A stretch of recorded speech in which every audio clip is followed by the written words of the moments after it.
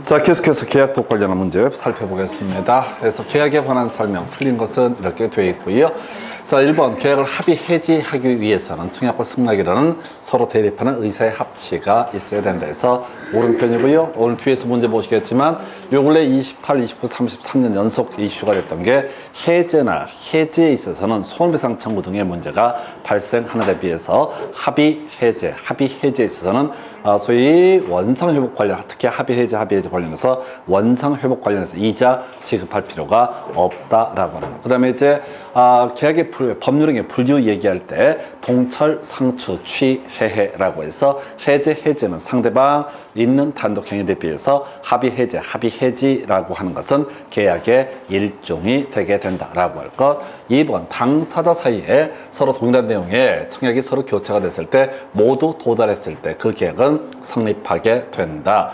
계약의 합의 해제에 관한 청약에 대해서 상대방의 조건을 붙여서 승낙을 할 때 그 청약은 효력을 잃게 된다. 어렵지 않고요. 4번 청약자가 일정 기간 내 회답이 없으면 승낙을 한 것을 본다라고 했을 때 상대방을 구속하지 않는다 해서 이게 지금 7년 동안 2번 답을 뽑았던 사례가 되겠습니다. 8번 자, 청약자의 의사표시는 관습에 의해서 승낙의 통지가 필요치 아니한 경우 계약은 승낙의 의사표시로 인정되는 사실이 있는 때 성립하는 큰 쟁점 안 되고요. 계약의 성립은 세 가지 유형이죠. 가장 기본이 청약과 승낙이라는 두 개의 의사표시, 두 번째가 교차 청약, 세 번째가 이렇게 사실 행위자, 특정한 행위에 따라서 계약이 성립하는 경우도 있다라고 해서 남대문에서 티셔츠 3장이 10,000원 이렇게 외칠 때 3장을 까만 비닐봉다리에 담게 되면 그것이 바로 계약의 성립이다 이렇게 해석을 하죠. 그 얘기를 이제 5번에서 이렇게 했었고요. 답은 4번. 이건 쉬운 주제 보겠고 그 다음에 이제 검토 드릴 주제. 자, 요거 이제 꼭 알아야 된다고 그랬어요. 계약 해제 소급표로부터 보호받는 제3자라고 해서 가등압대라고 해서 계약 해제 전에 완전한 권리를 취득한 사람, 이건 단순함기야 가등압대 해서 가등기를 마친 자, 가압류 채권자, 소유권 이전 등기를 마친 자, 대항력을 갖춘 임차인 등 이런 사람은 계약 해제 소급표로부터 보호받는 제3자. 일단은 포인트는 계약 해제 전에 뒤에 처분금지 가처분 요건 해당 안 됩니다. 가등압대 아니야. 가압류는 해당이 되지만 가처분은 해당되지 않는다. 의미 없어요. 그냥 외우는 게 남는 장사야. 두 번째, 자, 가압류 집행한 자 요거 되겠고요. 그 다음에 채권을 압류한 자는 해당이 되지 않죠. 해서 가등압대라고 하는 거에서 제3자가 해당하지 않는 자라고 하는 것은 뭐가 된다? 지금 내가 기억 티귿 해서 답은 3번으로 구성을 하게 된다라고 할 거여서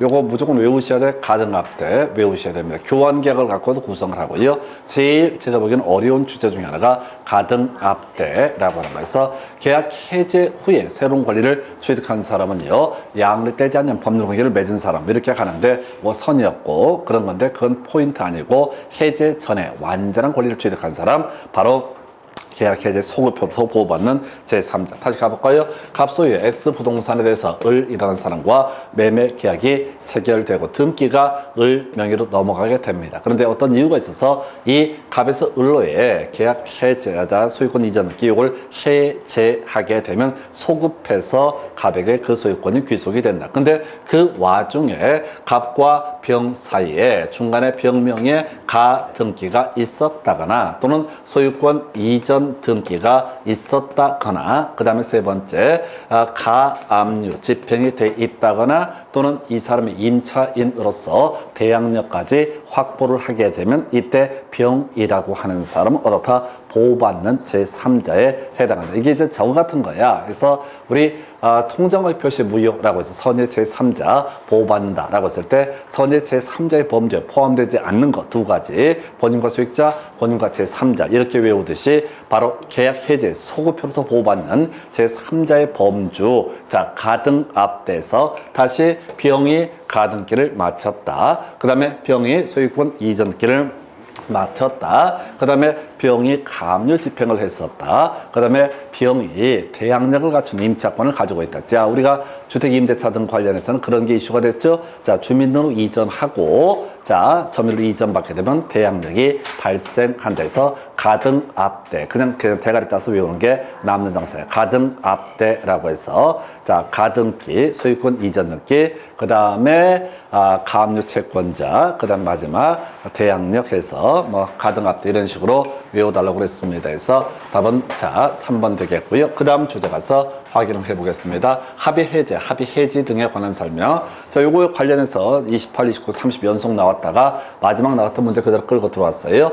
자, 계약 합의 해제라고 하는 거. 자, 먼저 해제부터 가봐야 되죠. 해서 해제 한번 정리하고 나서 설명을 드리도록 하겠습니다. 해서 해제권 행사 전원에 대해서 행사를 해야 된다. 이 얘기부터 시작을 해야 되죠. 해서 해제라고 하는 거 여러분 자료 자, 몇 페이지에 나와 있냐면은 90페이지에 보면 계약의 소멸, 해제, 해지라고 되어 있습니다. 그래서 먼저 해제권 행사, 상대방이 여겼을 때 전원에 대해서 해제권 행사 이루어져야 된다. 그중에 일부만을 대상으로 해제권 행사는 효력이 발생하지 않는다. 그 다음에 제일 유치한 문제, 최고 불필요한 경우 불능이라고 하는 거, 이행 불능 얘기하고요. 정기 행위 들어가게 되면 어떻다? 이때는 최고하지 않고 해제권 행사할 수 있다.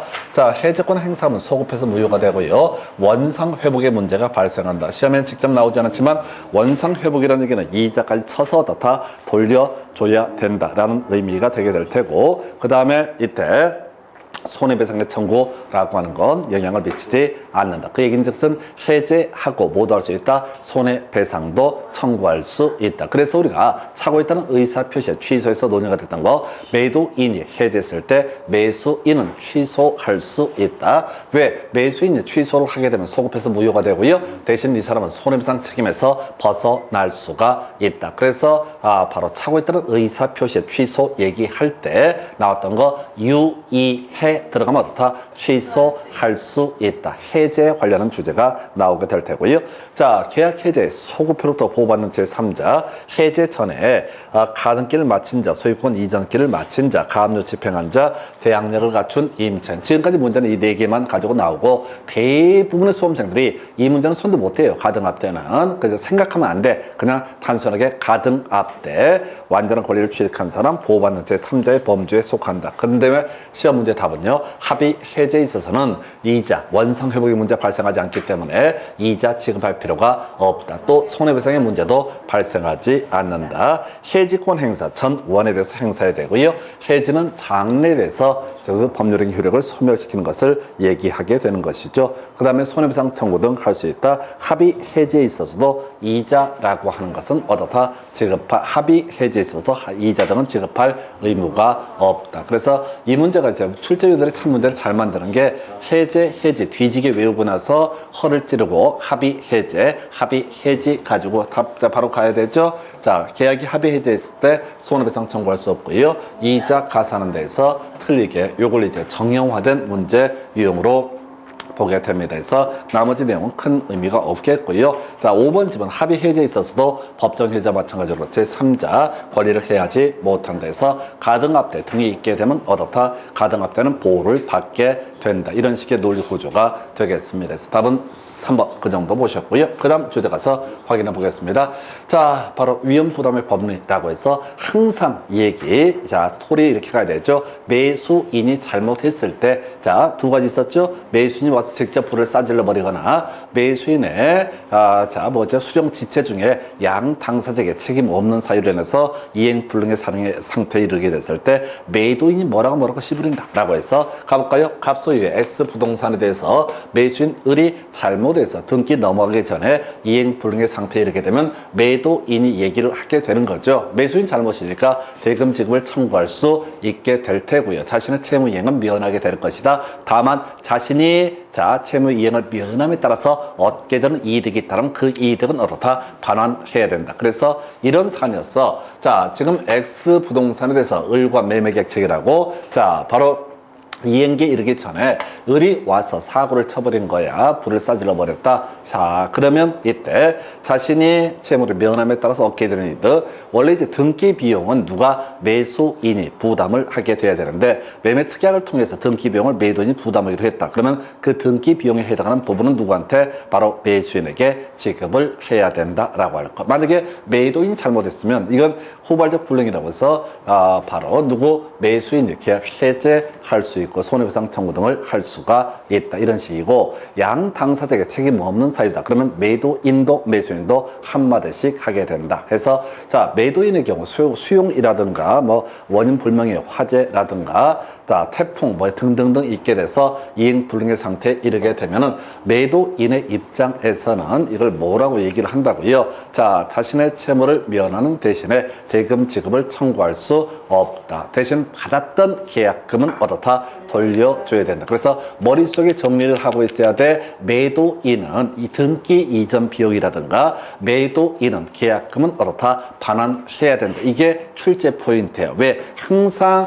자, 지금 양 당사자에게 책임이 없는 사유가 됐든 매수인의 귀책 사유가 됐든 간에 매도인은 자신의 채무이익을 면하게 될 텐데 채무를 면함에 따라서 얻게 되는 이득이라든가 채무를 면함에 따라서 받았던 계약금은 어떻다? 토해내야 된다. 이게 이제 출제 이슈. 다만 파트가 들어가는 게 출제 재미점. 그 외 양 당사자에게 책임 없는 사유일 때 을이라는 매수인은 대상 청구권 행사할 수 있다라고 해서 자, 그 보상금을 달라고 한다든가 또는 보상금 청구권을 달라고 할 수 있는 것을 대상 청구권. 이 사람 대신 대금은 지급을 해야 되겠죠. 해서 보니까 계약 체계로 소유권 이전 인도 전에 소실되었다. 틀린 것은 갑과 을의 책임 없는 사유. 그러면 이제 갑은 을에게 채무이행을 면하게 될 텐데 을은 갑에게 대금 자 매도인은 매수인에게 대금 지급을 청구할 수 없다라고 할 것. 자, 자신의 채무이행도 면하게 되겠죠. 2번 갑과 을의 책임 없는 사유로 주택이 소실됐을 때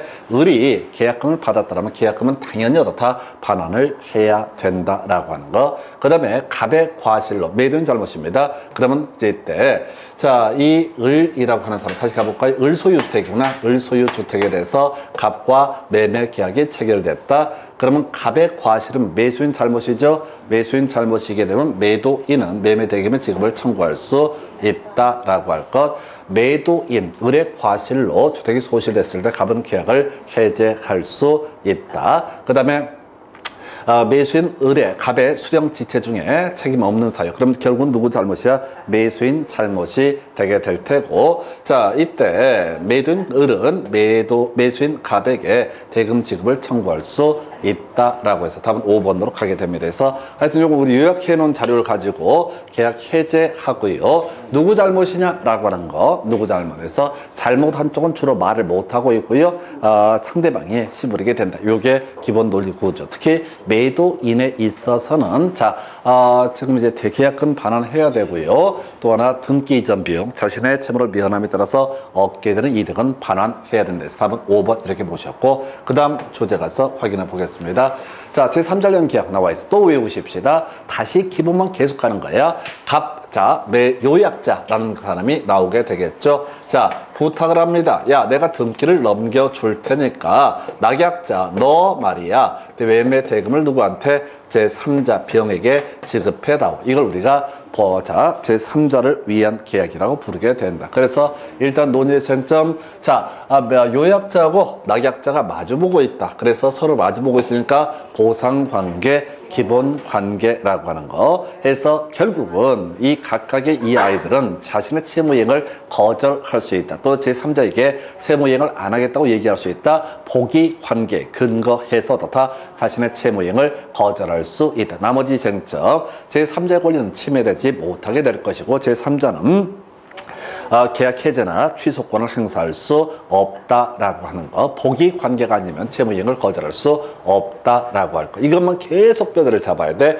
요약자, 낙약자 이 둘의 관계를 뭐라고 한다? 보상관계, 기본관계 두 가지 유형으로 출제가 됩니다. 그래서 자 가볼까요? 자, 매도인 갑과 매수인 을 사이에 제3자련 계약 병에게 대금을 지급하기로 한 계약이 체결됐다. 1번. 자, 매수인, 낙약자 을은 갑의 병에 대한 항변으로 병에게 대항할 수 있다. 대항할 수 있다. 채무이행을 거절할 수 있다. 이 둘의 관계 근거해서는 다 채무이행을 거절할 수 있고 대항할 수 있다. 1번 틀리게 구성이 됐죠. 갑과 병의 관계 기한 항변은 대항할 수 없다라고 하는 거. 이걸 이제 우리가 원인 관계, 대가 관계 이런 표현을 쓰게 되는데 이건 신경 쓰지 마시고 그저 채무이행을 거절할 수 있다 또는 제3자에게 대항할 수 있다라는 전제가 쌓이려면 갑과 을의 관계, 요약자와 낙약자의 기한 항변으로 대항할 수 있다. 무슨 얘기냐? 예를 들어서 이 아이가 자 지금 이제 낙약자 입장에서 지금 얘가 등기를 안 넘겨주니까 나는 대금 지급을 거절할 수 있다. 이런 식으로 대항하는 거 가능한다.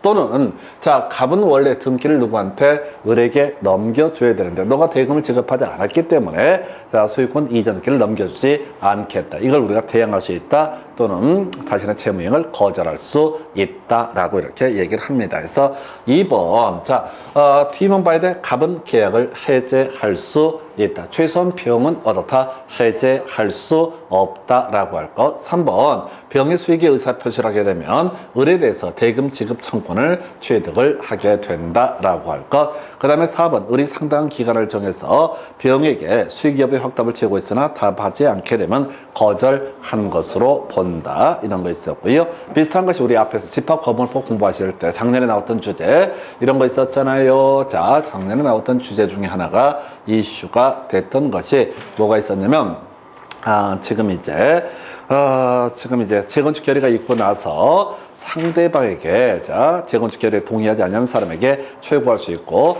답을 하지 않게 되면 거절한 것으로 본다. 같은 맥락으로 볼 수가 있겠고요. 저것도 있었죠. 계약이 무권대리에서 상대방이 무권대자 본인에 대해서 최고를 했는데 본인이 답을 하지 않게 되면 어떻다? 거절한 것으로 본다라고 할 것 이렇게 봐야겠고요.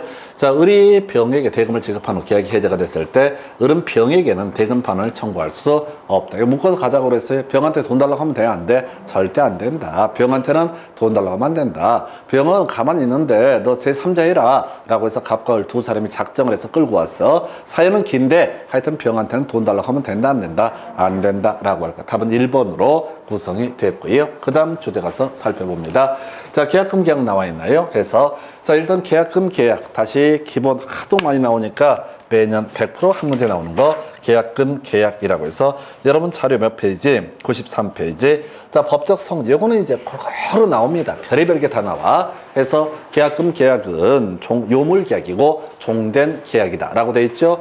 우리가 매매견 임대차 등 다 낙성 계약입니다. 자 낙성 계약이란 얘기인즉슨 특정한 형식을 요하지 않는다. 이 얘기와 같이 연계가 되게 되죠. 그래서 요물 계약이라고 하는 거 해서 계약금의 교부가 이루어져야지 계약금 계약은 성립할 수 있고 계약금 계약이 성립해야지 뒤에서 해약금형 계약 해제 문제가 발생할 수 있다 이렇게 갑니다. 그래서 계약금 일부 지급만 하거나 일부 아예 지급하지 않았을 때 계약금 계약은 성립하지 않고 따라서 해약금형 계약 해제 문제도 발생하지 않는다. 이 두 번째 종된 계약. 그래서 매매 계약이 나가래가 되면 계약금 계약도 나가래가 되겠지만 계약금 계약이 나가래가 됐다고 해서 즉 성립하지 않았다고 해서 매매 계약을 해제하거나 취소를 하거나 이럴 수 있는 들어가선 아니다라고 하는 거 각각 다 한 문제짜리입니다. 골고루 나와요. 그래서 자 추정내기 나와 있죠. 계약금은 증약금으로서 성질이 있다. 그 다음에 임의규정내기 나와 있습니다. 그래서 당사자 사이에 다른 약정이 없으면 계약금은 해약금으로 추정한다. 그러면 당사자 사이에 다른 약정이 있다라면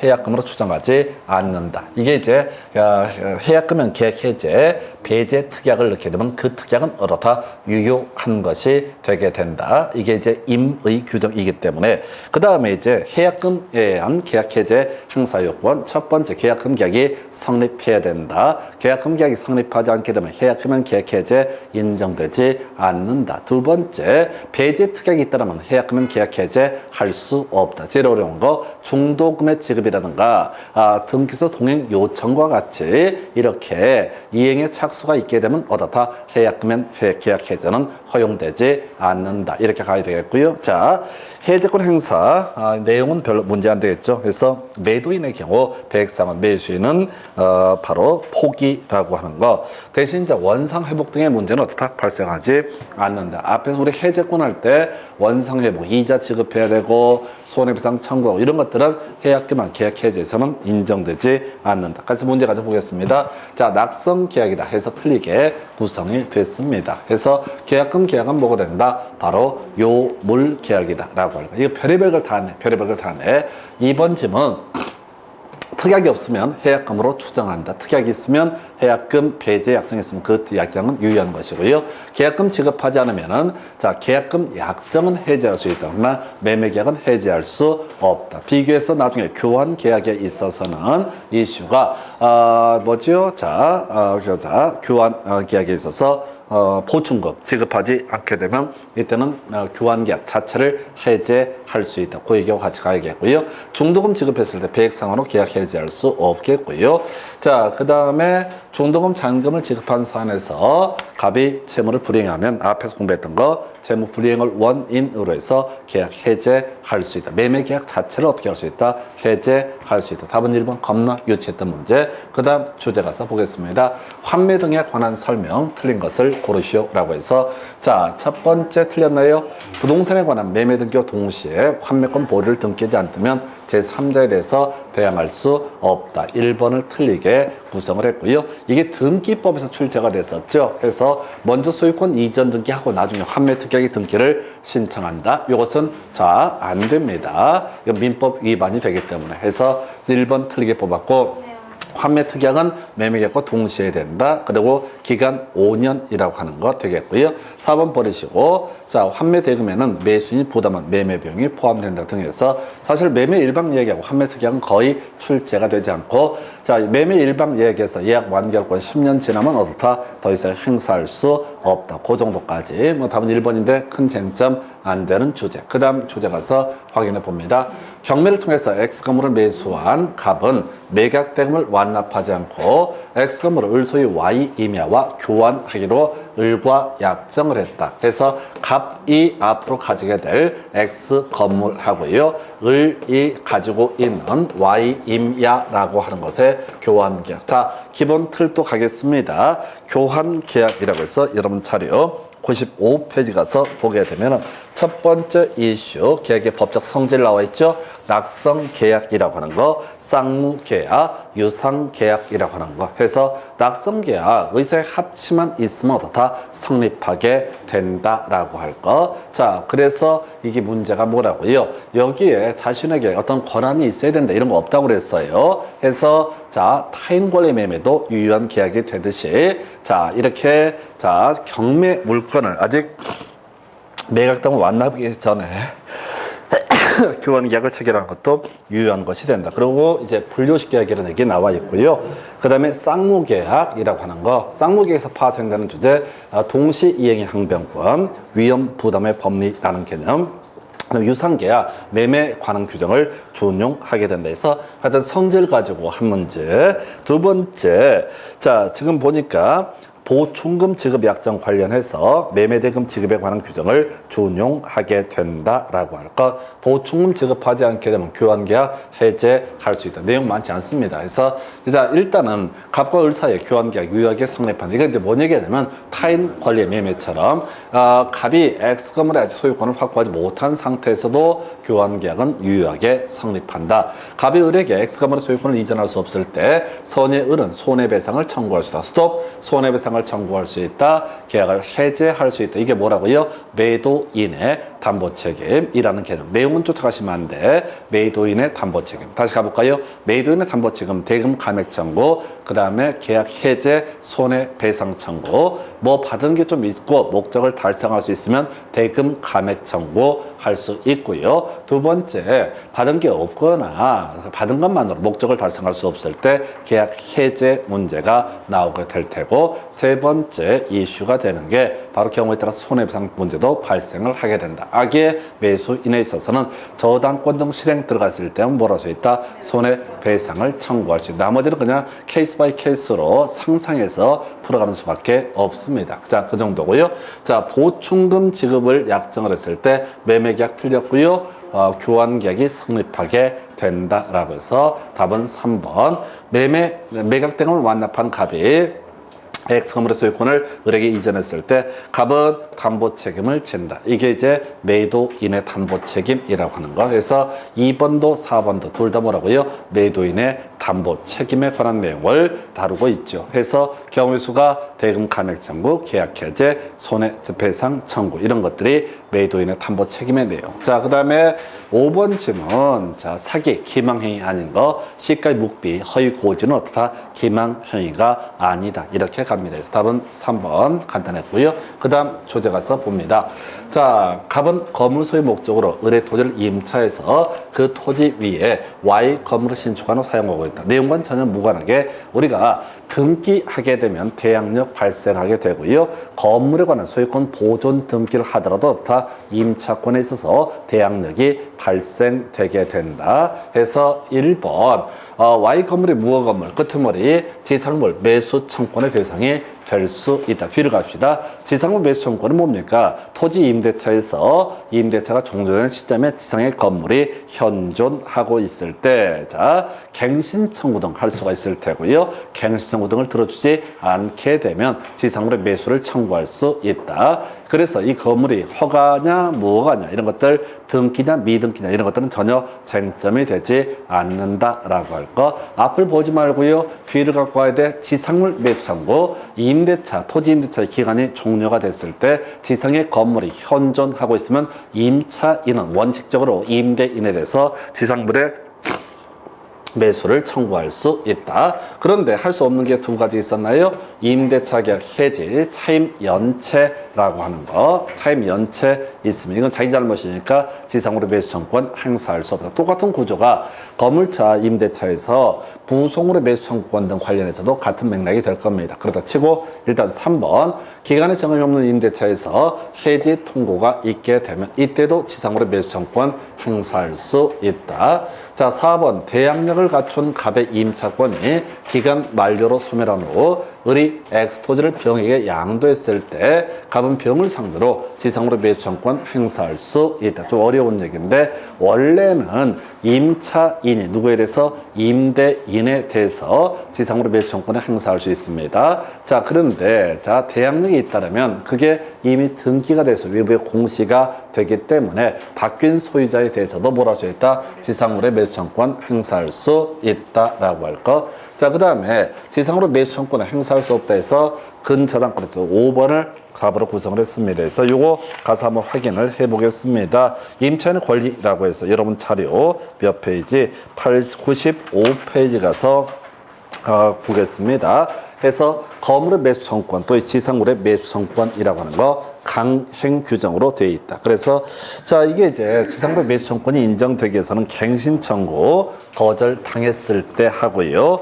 자, 존속 기간에 정함이 없는 임대차에서 지금 일방의 해지 통고, 임대인의 해지 통고가 있을 때, 그러나 이기분 차임 연체했을 때 이때 또 하나 어려운 게 일시 사용이 명백한 임대차. 이 두 가지에서는 어떻다? 지상으로 매수 청구권 행사할 수 없다. 두 가지네요. 해서 다시 갑시다. 자, 차임 연체 해지 있었고요. 일시 사용이 명백한 임대차 두 개만 안 가요. 자, 해서 주장할 수 있는 걸 가지 말고요. 안 되는 거 두 개만 기억을 하십시다. 나머지 다 빼버리고 지상물의 매수 청구권 인정되지 않는 거 임차인의 과실이거나 애초에 보름, 10일 사용하기로 이런 임대차를 맺었으면 어떻다? 지상물의 매수 청구권 행사할 수 없다. 뒤에 내용 쫓아가지 마시고요. 지금 이 문제 원샷 원킬이야 해서 안 되는 거 두 가지 보셨고요.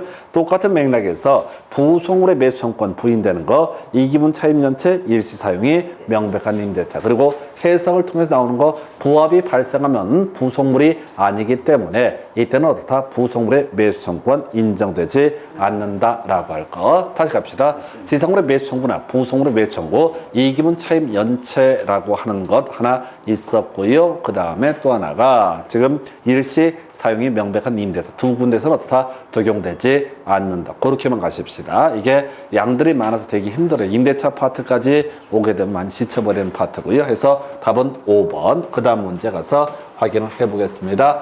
임차인 을은 임대인 갑의 동의 없이 병과 전대차 계약을 맺고 임차 건물을 인도해 주었다. 자, 갑이 임대인, 을이 임차인, 병이 전차인, 동의를 얻지 않고 전차인. 그럼 이제 법률관계 해석해야 되죠. 동의 없는 전대차에서 전차인이라는 사람과 임대인은 아무 관계가 없다. 두 사람 사이에서는 아무 얘기도 해서는 안 된다. 대신 우리가 이제 동의 없는 전대차 출제 이슈가 되는 것은 해지권이라는 개념이었었죠. 그래서 동의 없는 전대차를 하게 되면 임대인은 임차인에 대해서 뭐라 할 수 있다? 해지할 수 있다. 출제 포인트, 해지가 배제가 되는 두 가지. 하나가 뭐가 있냐면 바로 자, 배임행위라고 볼 수가 없을 때. 또 하나가 배제 특약이라고 하는 것이 있게 되면 어떻다? 해지할 수 없다라고 하는 거. 자, 다시 두 가지 사유에 걸리게 되면 어떻다? 해지할 수 없다. 그래서 미리 알고 가셔야 돼. 요 근래 문제 출제 포인트,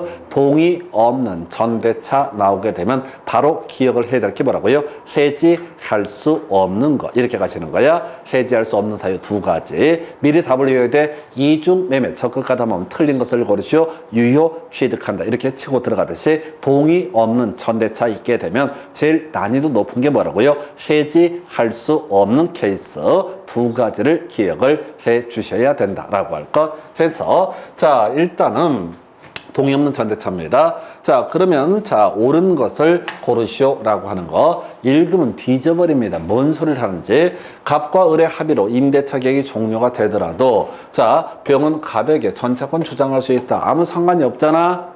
내용을 보지 말고 자, 이 병은 갑한테 전차권을 어떤 경우에도 다 주장할 수 없다. 이렇게 가야 돼. 읽으면 말려버려. 이건 뭐랑 비교해서 생각해주면 동의 있는 전대차가 되게 되면 마치 임대인과 전차인 간에 임대차 계약을 체결한 것처럼 법률 관계를 해석을 하게 된다. 그거하고 동의 없는 전대차에서는 해지할 수 없는 케이스.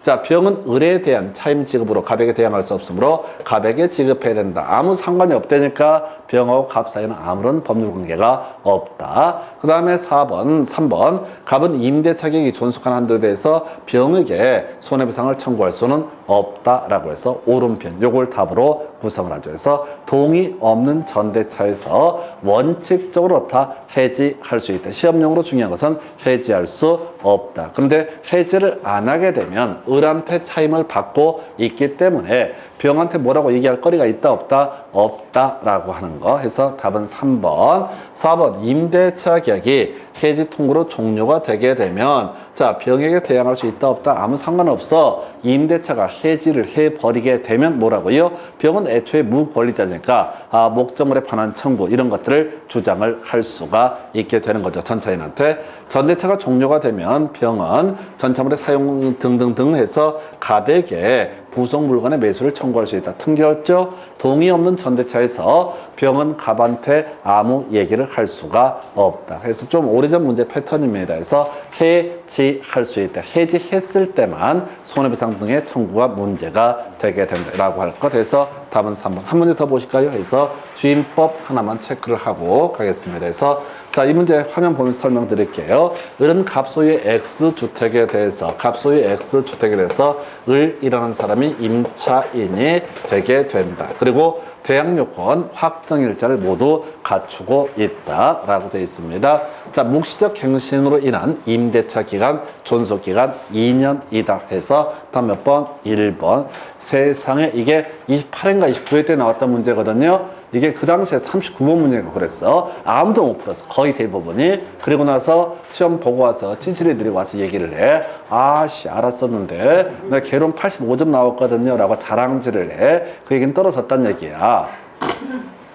붙은 사람은 얘기하지 않아. 자, 몇 점이 붙어, 자기를 제일 잘 알거든. 뭐, 80점이 나왔든, 90점이 나왔든, 맨정신이 아닌 상태에 찍었다는 걸 알기 때문에 점수가 나오면, 붙은 사람들은 조용히 입을 닥칩니다. 누가 점수 물으면 스트레스 받습니다. 솔직히 얘기하기도 그렇고, 아니면 그렇고. 그게 뒤쪽 문제, 이게 답이 1번 됐던 사례. 임대차 기간 1년을 약정했을 때, 자, 임차인은 그 기간의 유효함이 주장할 수 있다. 임대차가 묵시적으로 갱신됐을 때 임차인만 해지 통지를 할 수가 있다. 그 다음에 이제 어려운 얘기. 을은 임대차가 끝나기 전에 임차권 등기 명령 들었죠? 임차권 등기 명령 신청은 임대차가 종료가 되는데 보증금 반환이 없을 때 적용하는 개념. 그 다음에 이제 임대차 기간이 만료되기 전에 갑이 병에게 주택을 매도하고 등기를 맞춰준 경우 을은 병에게 임차권을 주장을 하죠. 이게 우리가 대양력, 우리가 아까 전세권에서 나왔던가요? 해서 똑같은 구조입니다. 자, 바로 대양력을 가지고 있으면 어떻다? 바뀐 소유자에게 그 권리 주장할 수 있다. 해서 답은 1번 되겠고요. 자, 오늘 일단 여기까지 갈 텐데 일단은 무조건 자, 민법이 됐든 뭐가 됐든 간에 어려운 문제 하려고 하지 마시고 자, 30초, 40초에 푸는 훈련들 하셔야 됩니다. 자, 오늘 여기까지 가겠습니다. 수고하셨습니다.